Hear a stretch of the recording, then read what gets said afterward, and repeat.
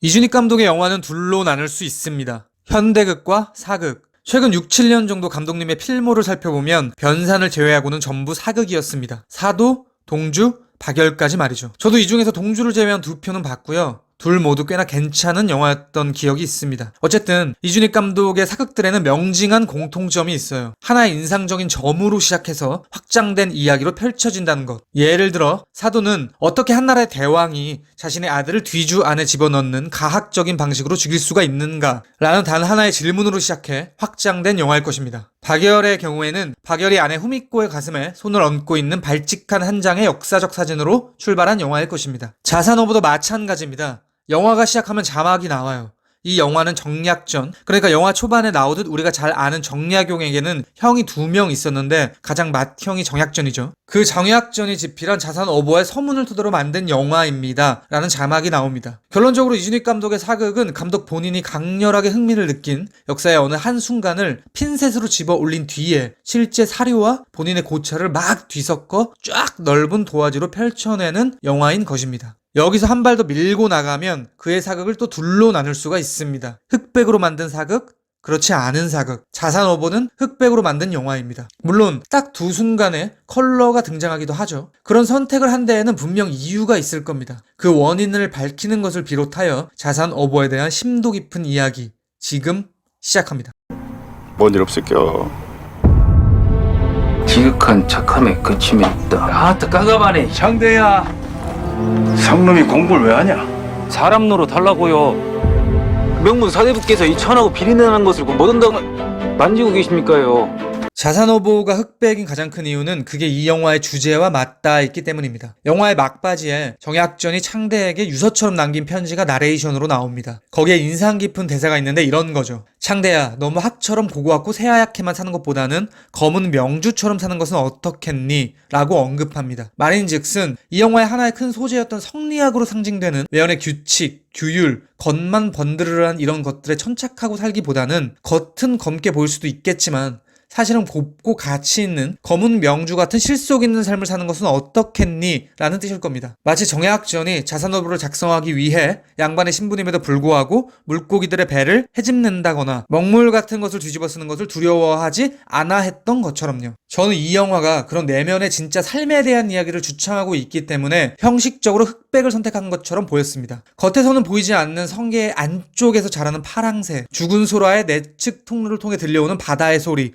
혹은 민중의 울음소리, 마지막으로 흑백의 영상 이면에 있는 거대한 영화적 메시지까지 모두 같은 맥락일 겁니다. 근데 영화에는 2번 칼라로 변모하는 순간이 있습니다. 먼저 파랑새가 자라서 성게로부터 나와 날아오르는 장면, 그리고 영화의 마지막에 비춰지는 실제 흑산도의 롱숏. 당연히 파랑새의 장면은 가장 극적인 화면을 연출하기 위한 방안일 것이고, 흑산도의 모습 같은 경우에는 제 생각에 영화의 어떤 메시지가 영화 안에서 끝나는 것이 아니라 실제 현재의 흑산도를 비춤으로써 영화 밖, 그러니까 관객이 사는 세계까지 가닿으려는 목적이 있는 것으로 보였습니다.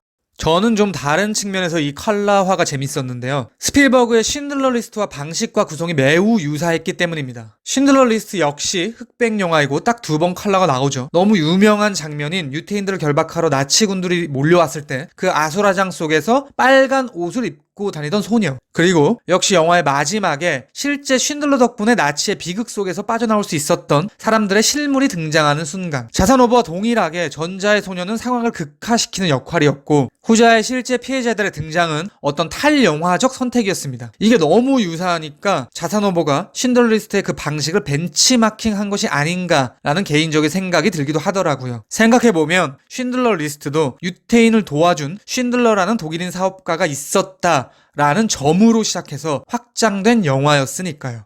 아이고, 뺏어가면 어찌게 살라고요? 너 다른 생각하고 있구나. 인자 지도 사람 대접 좀 받아야겠습니다. 공부해서 출세하고 싶지. 인자 산상님과 저의 연을 끊어야겠습니다. 이렇게 말할 수 있겠습니다. 자산오보는 정약전의 자산오보와 정약용의 목민심서 중 자산오보의 가치를 따르는 영화입니다. 영화는 시작부터 두 형제가 갈라져서 유배를 떠나고 서로 제자를 통해 왕래하는 것이 여러 번 반복됩니다.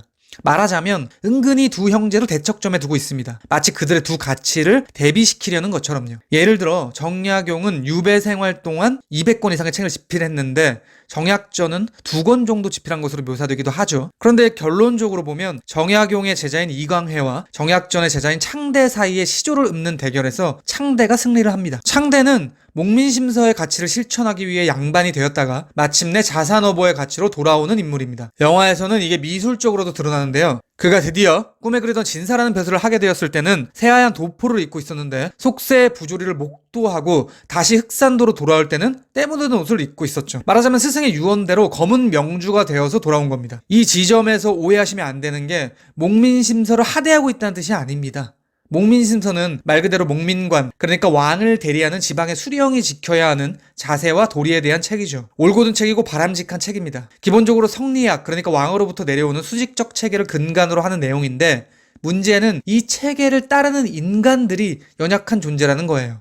모든 이들이 자신의 위치에서 주인의식을 갖는 이상국가라면 이 목민심서가 가능할 수도 있겠지만 이미 능력이 안 되는 이가 출생신분 덕으로, 그러니까 아빠찬스 덕으로 윗물이 되어 있는 경우가 많고 윗대가리들은 어떻게 하면 양반으로서 더 누릴 수 있는가에 천착하는 이들이 많은 이런 세상에서 목민심서라는 가치를 실천하기는 거의 불가능했을 것입니다. 아마도 정약전은 나라의 녹을 먹으면서 이런 그 성리학을 유지하는 것의 비현실성을 통감한 인물일 거고요. 그 과정 속에서 만인이 평등하고 각자가 자신의 재능에 맞게 일을 하고 성리학이든 사학이든 기하학이든 무엇이든 간에 삶에 유익한 것들은 모두 받아들이자 그것이 진정한 의미의 부국강병의 길이라는 의식을 갖게 된 진보적 학자로 거듭난 것일 겁니다. 결국 창대도 모든 부조리를 목도하고 목민심서만으로는 이 세상을 개혁할 수 없음을 깨닫고는 어획량 증가에 이바지할 수 있는 자산어보로 상징되는 가장 삶과 밀접한 가치로 회귀한 것이죠. 사실 이 정도까지는 제가 관객 수준에서 알아들은 거고요. 이준익 감독님이 정말 대단한 게 이런 이야기를 하려면, 그리고 이 이야기를 엄청난 인력과 자본을 끌어들여서 영화로 만들려면 사실상 본인이 목민심서와 자산어보라는 실제 책, 심지어는 경세유표까지도 거의 준 역사학자 수준으로는 독파를 했을 거거든요. 그런 지점이 대단하다는 생각이 들었습니다. 마지막으로 영화에는 5년 전에 표류를 해서 죽은 걸로 알려졌던 사내가 돌아오는 시퀀스가 있습니다. 그의 말을 들어보니 홍어잡이를 나갔다가 표류를 하게 되었고 오키나와까지 갔는데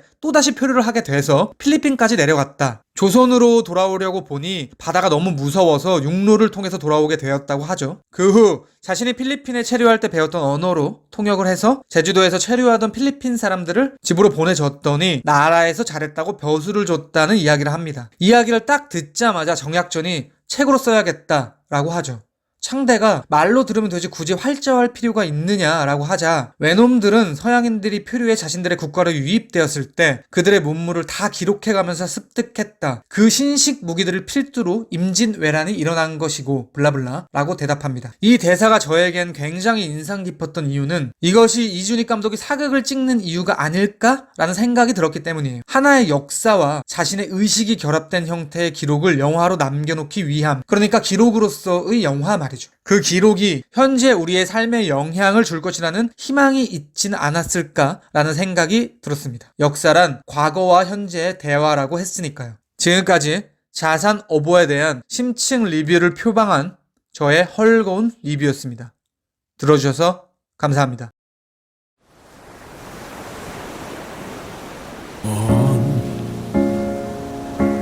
아주 멀리 있는 저 바다 끝보다 까마득한 그곳을